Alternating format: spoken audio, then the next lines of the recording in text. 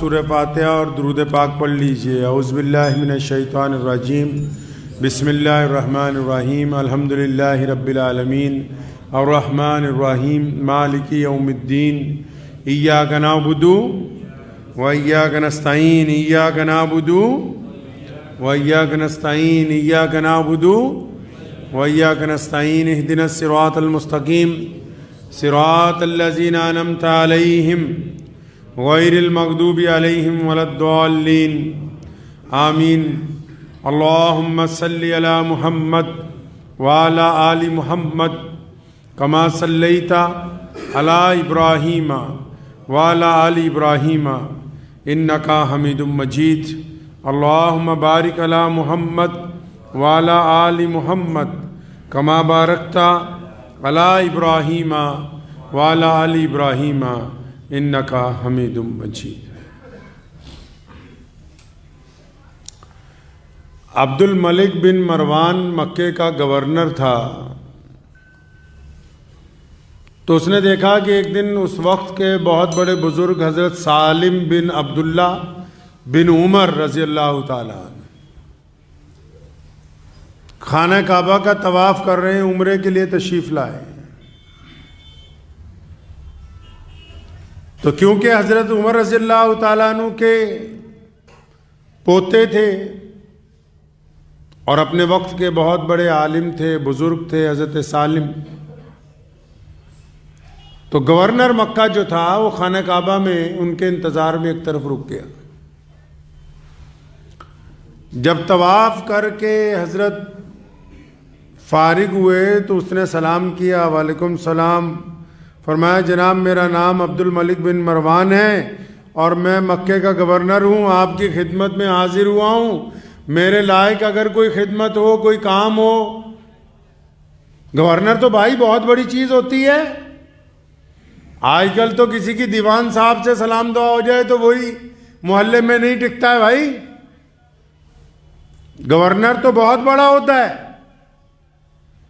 تو گورنر صاحب نے حضرت سالم بن عبداللہ بن مروان، وہ جو گورنر تھا عبد الملک بن مروان، اس نے سالم بن عبداللہ بن عمر سے کہا کہ حضرت کوئی کام ہو، اس کی اتنی سی بات سنی، خانہ کعبہ میں کھڑے، اس کی طرف دیکھا، فرمایا تجھے کس بیوقوف نے گورنر بنا دیا؟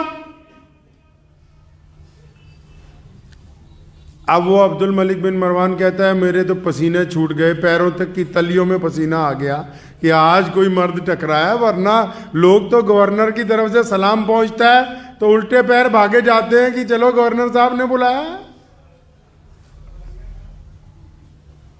کہتا آج میرے پیروں میں بھی پسینہ آ گیا۔ تو حضرت نے فرمایا بھائی تجھے کس بیوقوف نے گورنر بنا دیا؟ فرمایا حضرت غلطی ہو گئی۔ فرمایا تو اتنا بڑا بیوقوف ہے کہ خانہ کعبہ میں کھڑا ہوں، اللہ کے تبارک و تعالیٰ کے گھر کے سامنے، اور گھر اس کا ہے جس نے کائنات بنائی، گھر اس کا ہے جو مالک کائنات ہے، گھر اس کا ہے جو شہنشاہ ہے، گھر اس کا ہے جو احکم الحاکمین ہے۔ ارے لوگ یہاں پر مانگنے آتے ہیں اپنے رب سے، تو یہاں خدا کے گھر میں بھی تجھ سے مانگنا ہے؟ بڑا شرمندہ ہوا، حضرت غلطی ہو گئی۔ تو آپ لوگ جو بھی عمرہ کرنے گئے ہوں گے، حج کرنے گئے ہوں گے، تو وہ باہر نکل کے، اب باب عبدالعزیز ہے جدھر باہر نکل کے کھڑا ہو گیا گورنر۔ حضرت عمرہ فارغ کر کے مکمل جب باہر نکلے تو پھر اس نے سلام کیا، وعلیکم السلام جی، کہ حضرت اس وقت تو خانہ کعبہ میں تھے، اب باہر آ گئے، اب اگر کوئی میرے لائق خدمت ہو۔ وہ ضد میں نہیں آیا۔ جو تہذیب دار لوگ ہوتے ہیں وہ بڑوں کی ڈانٹ سن کے بھی اپنا رویہ تبدیل نہیں کرتے، وہ تو اس لیے دوبارہ آیا کہ اب شاید کوئی ضرورت ہو، کچھ ٹھہرنے کے انتظامات کرنے ہو، کچھ پروٹوکول کی ضرورت ہو۔ بڑی خوبصورت بات حضرت سالم بن عبداللہ بن عمر نے فرمائی، اور فرمایا گورنر صاحب وہ جو بیت اللہ ہے، جو اللہ کا گھر ہے، جس نے کائنات بنائی، میں نے تو اس سے کبھی دنیا نہیں مانگی، تجھ سے کیا مانگوں گا؟ کبھی ان سے نہیں مانگی جنہوں نے کائنات کو بنایا ہے۔ والد محترم شیر اسلام حضرت مولانا حبیب الرحمن ثانی لدھیانوی رحمۃ اللہ علیہ، اللہ نے ہم پہ بڑا کرم فرمایا، ہم نے ایک ایک چیز اپنے باپ سے سیکھی۔ تو حج کرنے نہیں گئے، جتنی آمدنی تھی اتنا ہی خرچہ ہے ماشاءاللہ۔ تو عمرے پہ گئے ایک دفعہ، تو جب عمرے پہ گئے تو کئی اقارب نے، اب اللہ نے اتنی عزت عطا فرمائی تھی کہ وہاں سب کو پتہ لگ گیا بھی وہ آئے ہوئے ہیں شیر اسلام مولانا حبیب الرحمن ثانی لدھیانوی، جن کے خاندان کی قربانیاں ہی 300 سال پر محیط ہیں۔ تو بڑے اقارب ملے کہ جناب بیت اللہ میں تشریف رکھتے تھے، تو کسی نے کہا کہ جناب اگر آپ اجازت دے دیں تو امام حرمین شریفین سے آپ کی ملاقات ہو جائے، کچھ باتیں ان سے ہو جائیں۔ آج کل بڑے بڑے لوگ جاتے ہیں چند کو چھوڑ کے، اور جن کی خواہش ہی یہی ہوتی ہے کہ بس حکمرانوں کے ایک دفعہ قریب بیٹھنے کا موقع مل جائے۔ تو مولانا حبیب الرحمن ثانی لدھیانوی نے وہی بات جو حضرت سالم بن عبداللہ بن عمر نے کہی تھی، وہی بات دوبارہ دہرائی خانہ کعبہ میں، اور فرمایا پنجابی اور فرمایا ایتھے آ کے بھی انہاں دی چمچا گیری کرنی ہے، جد رب دے گھر پہنچ گئے ہن پھر کسی ہور دی ضرورت باقی نہیں ہے۔ خودداری کے لیے رگوں میں چلتے ہوئے خون میں غیرت ہونی چاہیے۔ ہر ایرے گہرے کے آگے ہاتھ نہیں پھیلایا جا سکتا۔ سیدنا صوبان رضی اللہ تعالیٰ عنہ سے بڑا پیار تھا محمد رسول اللہ کو۔ ایک دن بولا صوبان میرے بچے مجھے تجھ سے بڑی محبت ہے، ادھر آ مجھ سے ایک وعدہ کر۔ جی یا رسول اللہ کیا وعدہ کرنا ہے فرمائیے۔ فرمایا ہاتھ پہ ہاتھ رکھ کے وعدہ کر کہ کبھی کسی سرمایہ دار کے آگے ہاتھ نہیں پھیلائے گا، تو کسی دنیا دار کے آگے مانگنے نہیں جائے گا۔ لوگ تو آسان سمجھتے ہیں، امیدیں لگا رکھی ہیں۔ ہم پریشان کیوں ہیں؟ معاشرہ کیوں پریشان ہے؟ باپ نے بڑی امیدیں لگائی ہیں بیٹے سے، ہم نے بڑی امیدیں لگا رکھی ہیں چودھری صاحب سے، سرمایہ داروں سے امیدیں لگا رکھی ہیں، ہم نے بڑی امیدیں لگا رکھی ہیں فلاں رشتہ دار سے، فلاں دولت مند آدمی سے کہ جی یہ دے دے گا، ہمارا یہ کر دے گا، فلاں وزارت ہمیں یہ دے دے گی، فلاں حکومت ہمیں یہ امیدیں، اور اتنی امیدیں، چھوٹی چھوٹی بات پر امیدیں، فلاں اتنی امیدیں بیوی سے، بچوں سے، پڑوسیوں سے، یاروں سے، دوستوں سے، رشتہ داروں سے، جان پہچان والوں سے، مالدار لوگوں سے، بڑے لوگوں سے، ارے اتنی امیدیں۔ سیدنا صوبان کو کہا رسول اللہ نے، حدیث شریف کا مفہوم ہے، بخاری مسلم کو پڑھیے، امید کس سے لگانی؟ اللہ سے۔ ایسے لوگوں سے یار امید لگاتے ہو جو امید پر کھرے نہیں اترتے، پھر تمہارا دل بھی ٹوٹتا ہے، پریشان بھی ہوتے ہو، ذلیل بھی ہوتے ہو، اپنے جذبات کو مجروح بھی کرتے ہو، اپنی قسمت کا فیصلہ اوروں کے ہاتھ میں بھی پکڑاتے ہو، صرف یہ دنیا کی چند چیزوں کے لیے۔ کیا سمجھا ہے کہ یہ ساری عزت کی چیزیں روٹی، کپڑے اور مکان کے اندر چھپی ہوئی ہیں؟ ایسے لوگوں سے امیدیں لگا رکھی ہیں جن کے دل میں درد ہی نہیں ہے، جو ہیں ہی پیسے کے۔ ایسے کتنے لوگ ہیں جن کے سکے بھائی تڑپتے پھرتے، جن کے پاس اچھا گھر نہیں رہنے کے لیے، 2 وقت کا کھانا پورا میسر نہیں ہے، اور خود کروڑوں پتی ہیں، وہ جو اپنے سکے بھائی کو نہیں کھانا کھلا سکا آج تک، اس سے تم نے امیدیں لگا رکھی کہ ہمارے مسجد میں، مدرسے میں لاکھوں روپیہ لگا دے گا۔ یہ چودھریوں کے کہنے پر اسلام کو چلانا چاہتے ہو۔ اس ضمن میں مجھے خوبصورت واقعہ یاد آتا ہے کہ مولانا صاحب تھے، مرحوم ہو گئے، اللہ ان کو جنت دے، بہت امیر خبیر۔ تو والد صاحب رحمت اللہ علیہ کو ایک دن دعوت پہ بلایا، اپنی کوٹھی پہ باہر کے ایک صوبے میں تھے. کہنے لگے مولانا جیسی باتیں تم کرتے ہو ممبر پہ بیٹھ کے یہ کرنی چھوڑ دو اور میں کئی کروڑ روپیہ لگا کے تمہارا مدرسہ بنا دوں. تو مولانا حبیب الرحمن ثانی لدھیانوی نے فرمایا تھا میاں صاحب ہمارا ایمان تو انگریز نہیں خرید سکے, تم کو اس کھیت کی مولیوں کے ہمارا ایمان خرید لو گے. نعرہ تکبیر! نعرہ تکبیر! حق نبوت! حق نبوت! نعرہ تکبیر! سید عطا اللہ شاہ بخاری امیر شریعت رحمت اللہ علیہ, انگریز نے جب گرفتار کر لیا, جیلر آیا کاغذ لے کے, شاہ جی اگر آپ معافی نامہ لکھ دیں اور آپ اگر یہ کہہ دیں کہ آج کے بعد انگریز کے خلاف نہیں بولوں گا تو یہ 10 مربع آج کے وقت میں کئی 100 ارب روپے کی پراپرٹی. شاہ جی یہ 10 مربع کی رجسٹری یا کاغذ ہے, حکم نامہ ہے گورنر کی طرف سے آپ کے لیے, بس یہ آپ رکھ لیں اور معافی نامہ لکھ کے ہمیں دے دیں. شاہ جی نے کاغذ پکڑا اور انگریز سمجھا کہ شاید منظور ہو گئی درخواست, ان کی عقل میں آ گئی بات. شاہ صاحب نے اس کاغذ کے ٹکڑے کرنے شروع کیے اور پھر رکے نہیں, اس کے ٹکڑے کرتے رہے, 1 کے بعد 4, 4 کے بعد 8, 8 کے بعد 20, اور جب بالکل باریک باریک ٹکڑے ہو گئے تو ان کاغذ کے ٹکڑوں کو نیچے پھینکا, تھوکا اور ان پر اپنی جوتی رکھی. فرمایا تمہاری اس دولت کو, تمہاری اس جائیداد کو محمد رسول اللہ کے دین کے مقابلے میں بخاری اپنی جوتی کی نوک کے اوپر رکھتا ہے. رئیس الاحرار حضرت مولانا حبیب الرحمن لدھیانوی رحمت اللہ علیہ جیل میں ہیں.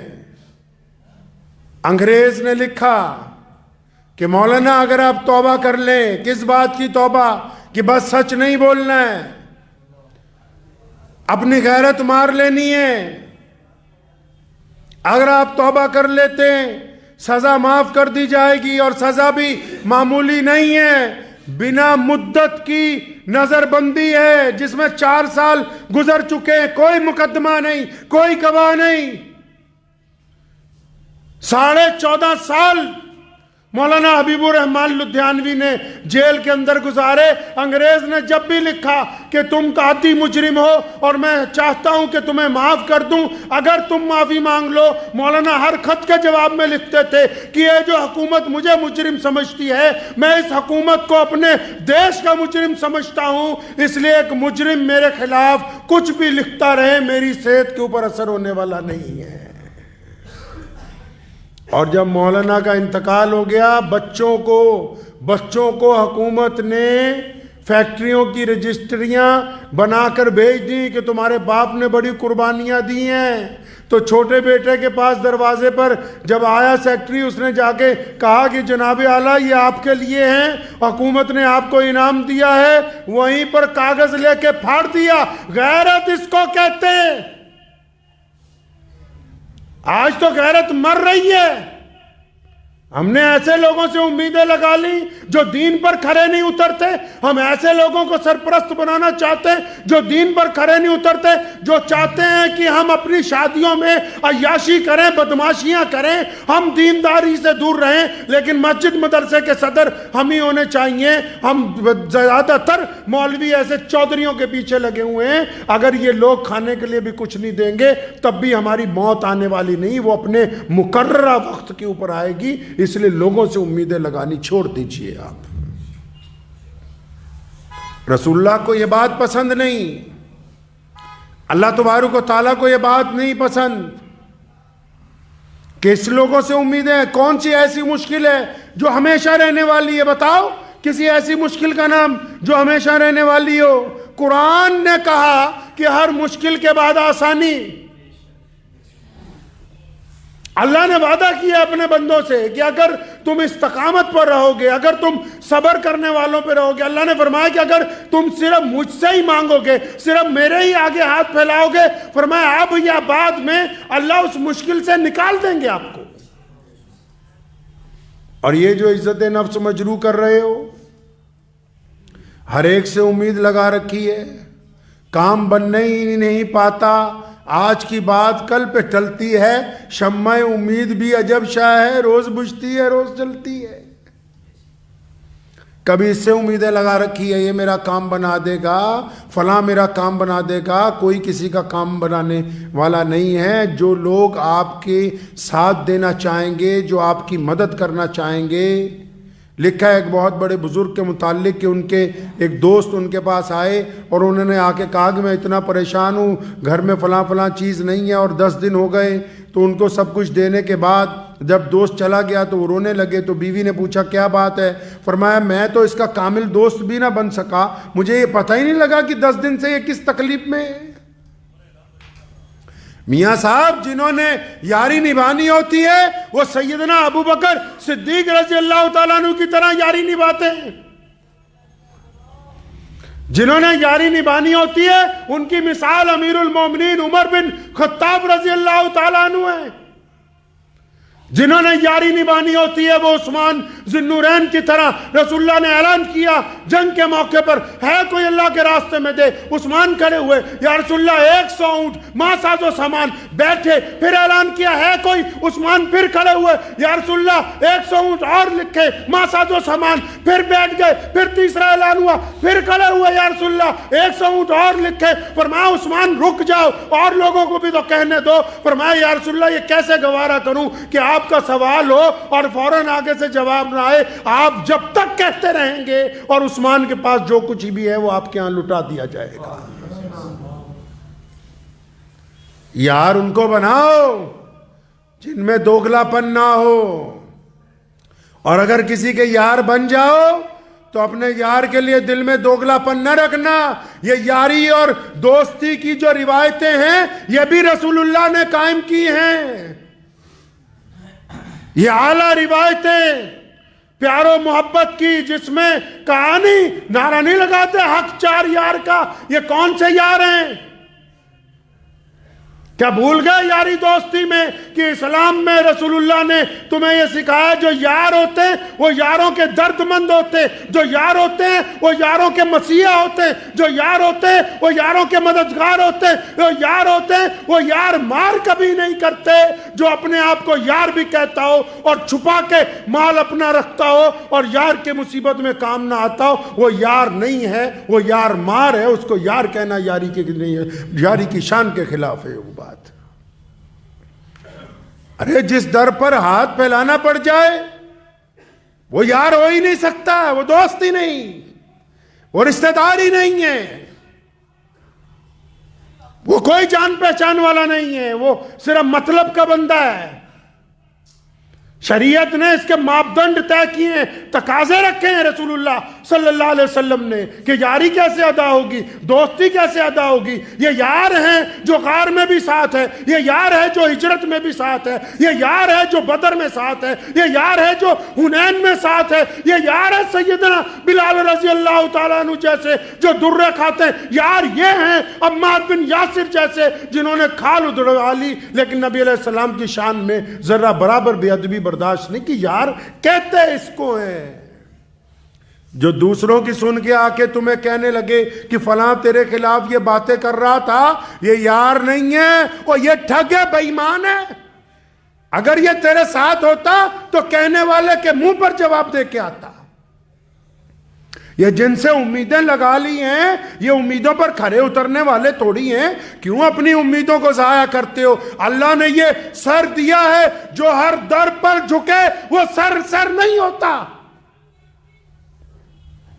جو ہر در پر سر جھک جائے وہ سر نہیں ہے۔ اس کو جسم کے سر کے اوپر اسی لیے لگایا گیا کہ اللہ نے اس کو عزت والا بنایا ہے، عظمت والا بنایا ہے۔ جوتی 1 کروڑ کی بھی پہن لی جائے تو پیر میں ہی ہوگی، سر پر اگر 1 میٹر کپڑا سادہ بھی باندھ لیا جائے تو وہ تاج کہلاتا ہے، وہ پگڑی کہلاتی ہے۔ اتنا سستا سمجھ جا، جس کو ذرا سی مصیبت آئی کہ چلیں چند لوگوں سے مانگنے چلتے ہیں، چلو چند لوگوں کے آگے ہاتھ پھیلا دیتے ہیں، یہ معمولی چیز ہے جو اللہ نے تمہیں عطا فرما دی، جس کو عزت نفس کہتے ہیں۔ اپنی عزت نفس کا خیال رکھیں، اپنے ساتھ سمجھوتا کرنا سیکھو، لوگوں کے ساتھ نہیں۔ اپنے پیٹ کے ساتھ روزہ رکھنا سیکھو، لوگوں سے ادھار مال لے کے قورمہ بریانی کھانے کا کوئی فائدہ نہیں ہونے والا ہے۔ جو بات غیرت کے اندر ہے، جو مزہ زندگی کا، چھوٹا کاروبار کر لیجئے، اتنی قسطیں، اتنے لون، اتنے ادھار کہ رات کو ساری رات نیند نہیں آتی تمہیں۔ ان شادیوں کا کیا فائدہ جو قرض لے کر کی گئی ہو، بیٹی بدا کرنے کے بعد بھی بستر کانٹوں کی سیج بن گیا ہو؟ کون کہتا ہے کہ یہ شادی شریعت کے مطابق اچھی تھی؟ کس دستور میں لکھا ہے؟ اور ایسے چودھری کے دروازے پر مانگنے جا رہا ہے جو خود بذات خود کنجوس ہے، جو خود دولت کی عبادت گزار ہے، وہ کیا اپنے مال میں سے نکال کے تمہیں دے دے گا؟ جس کے پڑوسی پہلے سے بھوکے سو رہے ہوں تو اس سے مسجد مدرسے کی امید لگائے ہوئے بیٹھا ہے، جو خود اپنے عزیز و اقارب کو پوچھنے والا نہیں ہے۔ اس غیرت کو کوڑیوں کے بھاؤ مت گرائیے۔ یہ جو غیرت ہوتی ہے اس میں کوئی مذہب کا مسئلہ نہیں ہے، بندے کو خود سوچنا چاہیے۔ ہاں ٹھیک ہے، دل میں خیالات آتے ہیں کہ فلاں سے پیسے مانگ لوں، خیال آنا کوئی بری بات نہیں ہے، لیکن اس خیال کو عملی جامہ پہنا کے دوسرے سے انکار کروا کے اپنی بے عزتی کروانا، یہ بری بات ہے۔ اس خیال کو عملی جامہ پہنانا جس خیال کے اندر آپ کی بے عزتی ہے، جس خیال کے اندر آپ کی عزت نہیں برقرار ہو رہی، جس خیال کو اللہ بھی اچھا نہیں سمجھ رہے۔ آپ اگر اللہ تبارک و تعالیٰ سے مانگتے تو کیا اللہ تعالیٰ اس کے اسباب مہیا نہ کرتے؟ آپ نے سچے دل سے اپنے رب سے مانگا ہی نہیں۔ بہت مشہور امام صاحب کا واقعہ ہے، شاگرد نے کہا کہ حضرت روزانہ دریا پار کرتا ہوں، پیسے لگتے ہیں کشتی کے، فرمایا بسم اللہ پڑھا کر دریا پار۔ ایک دن خود جانا تھا تو ڈوب گئے، شاگرد کہتا رہا بسم اللہ پڑھے میں بھی چلا جاتا ہوں، لیکن یقین نہیں تھا۔ اپنے اندر خود اعتمادی لاؤ۔ ایک سستا سا موبائل آپ کو فائدہ دے سکتا ہے اس مہنگی چیز سے جس کی قسط آپ کو نہ دی نہ جائے، اور بعد میں سرے بازار کوئی آپ کے ہاتھ سے اس گاڑی کو، اس چیز کو چھین کے لے جائے۔ اس بے عزتی سے اچھا ہے کہ آپ اپنی غیرت میں اپنے جسم کے بادشاہ بن کے زندگی گزاریں۔ اس ادھار کے مال سے بہت اچھا ہے، اس ادھار کی روٹی سے بہت اچھا ہے کہ ہم ایک وقت فاقہ کر کے گزار لیں۔ یہ بات خود بھی سمجھنے کی، اپنی اولاد کو بھی سمجھانے کی ہے، اپنی بیوی کو بھی، اپنے بچوں کو بھی۔ ہمارے میں یہ بیماری آ گئی، ہم جو نہیں ہیں وہ بتانا چاہتے ہیں لوگوں کو، جو ہم نہیں ہیں ہم ثابت کرنا چاہتے ہیں ہم بہت بڑے رئیس ہیں جی، ہم بہت بڑے چودھری ہیں جی، ہم بہت بڑے مال دولت والے ہیں جی، ہم بہت اعلیٰ کپڑے پہنتے ہیں جی، ہم تو بہت بڑے شو روموں میں جاتے ہیں جی، ہم بہت اعلیٰ ترین ہوٹلوں میں۔ ہم جو نہیں ہیں ہم وہ جتانا چاہتے ہیں لوگوں کو، اور اس جتانے کے چکر میں صبح سے لے کے شام تک جھوٹ بھی بول رہے ہیں، پریشان بھی ہو رہے ہیں، ادھار بھی اٹھا رہے ہیں، قرض بھی اٹھا رہے ہیں، اور پھر اکیلے میں زیادہ سے زیادہ پریشان بھی ہو رہے ہیں، بس اس چکر میں جو ہم نہیں ہیں وہ ہم اپنے آپ کو بنانا چاہتے ہیں۔ ہم نے اپنے والد صاحب رحمت اللہ علیہ کو دیکھا، ہم نے تو کوئی عالیشان ہوٹلوں میں کبھی کھانا نہیں کھایا، تو کیا اس کا مطلب یہ ہو گیا کہ ہم کسی اعلیٰ خاندان سے تعلق نہیں رکھتے؟ ہم تو کبھی 1 کروڑ روپے کی گاڑی خریدنے کے لیے نہیں گئے، تو کیا اس کا مطلب یہ ہوا کہ ہمارے خاندان کی کوئی قربانی نہیں؟ یہ غیرت ان کروڑوں لوگوں سے اچھی ہے جو رئیس زادوں کے اور حکومتوں کے تلوے چاٹتے ہیں، ان کروڑوں لوگوں سے یہ زیادہ مہنگی ہے جو ہر ایک بندے کے بس کی بات نہیں ہے۔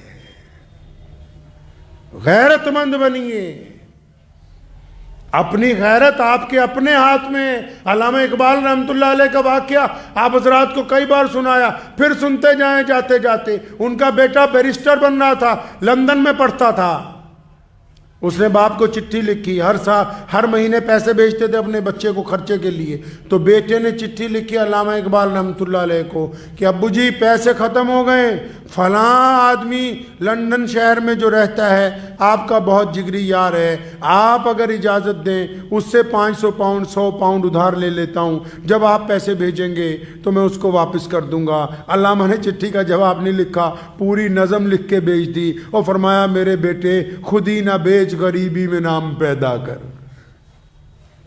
ٹھیک ہے واپس کر دو گے، لیکن ساری زندگی وہ یہ تو کہے گا نا کہ اقبال کے بیٹے کو ہم نے ادھار دیا تھا، ٹھیک ہے واپس کر دو گے، ایک بات تو تیار ہو گئی نا کہ ہمارا قرض دار رہا ہے، تو یہ جو 10 دن کے لیے تم آسانی پیدا کرنا چاہتے ہو، وہ 10 دن خود صبر سے کیوں نہیں گزار سکتے؟ وہ 10 دن شکر سے کیوں نہیں گزار سکتے؟ وہ 10 دن اطمینان سے کیوں نہیں گزار سکتے؟ ان 10 دنوں میں اپنے رب کو مدد کے لیے کیوں نہیں پکار سکتے؟ اور اگر تم پکارو تو اللہ تعالیٰ اس سے بہتر راستہ تمہیں عطا کر دے۔ 99 حصے اللہ تعالیٰ نے روزی کے رکھے کاروبار میں، 99 حصے۔ آج تو اچھے لوگ چند علماء کو چھوڑ کے اچھے لوگ سرمایہ داروں کی چمچا گیریاں کرتے پھر رہے ہیں،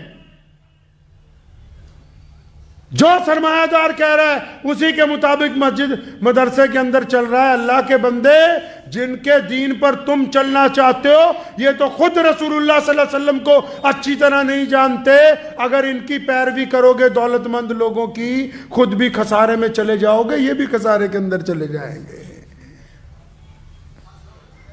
عزت نفس کا یاد رکھیے گا اس بات کو، ہر ایک کے آگے ہاتھ نہیں پھیلانا ہے، ہر ایک کے آگے نہیں پھیلانا ہاتھ۔ ہمارے پیر حضرت مولانا شاہ عبد القادر صاحب رائے پوری رحمۃ اللہ علیہ نے بڑی خوبصورت بات کہی تھی، فرمایا کسی کے آگے ہاتھ نہ پھیلانا، لیکن اللہ جب رزق تمہارے تک پہنچا دے تو پھر اکڑنا نہیں، لے آنے والے سے بدتمیزی نہ کرنا۔ مطلب اب اگر کبھی کوئی یار، کبھی دوست، کبھی کوئی جاننے والا، کوئی نہ جاننے والا، کوئی ایسا بندہ جو یہ سمجھ جائے کہ تم واقعی ضرورت مند ہو، وہ کبھی چھپ کے آئے، کبھی گلے مل کے تمہاری جیب میں کچھ رقم ڈال دے تو پھر اس سے بدتمیزی اس سے مت کرنا، جن کو اللہ تم تک بھیج دے، لیکن خود نہیں کسی کے آگے جانا، خود اللہ ہی سے مانگنا ہے۔ اور پھر اللہ سے صرف مانگنا ہی نہیں ہے، کوشش کرنی ہے۔ جب آپ کوشش کے لیے نکلیں گے نا اللہ کی مدد کے ساتھ، تو پھر اللہ تبارک و تعالیٰ ایسے اسباب پیدا کر دیں گے کہ آپ کی ایک کوشش جو ہے وہ 10 بن کر آپ کے ساتھ چل پڑے گی۔ آپ 1 روپیہ کمانے نکلیں گے، اللہ کریم 1000 عطا کر دیں گے، بشرط یہ ہے کہ آپ نکلیں، ہاتھ پہ ہاتھ دھر کے نہیں بیٹھے، اس امید پر نہیں کہ بس ابھی یہاں کوئی آ جائے، نہیں، اللہ سے دعا کیجئے اور پھر رزق کو تلاش کیجئے، اللہ تعالیٰ آپ کو عطا کریں گے۔ بس اس تلاش کے دوران اس بات کا خیال رکھنا ہے کہ ہم نے اپنے رب سے امیدیں وابستہ رکھنی ہے، لوگوں سے کوئی امید نہیں لگانی، کیونکہ لوگ امید کو توڑ دیتے ہیں۔ وآخر دعوانا الحمدللہ رب العالمین۔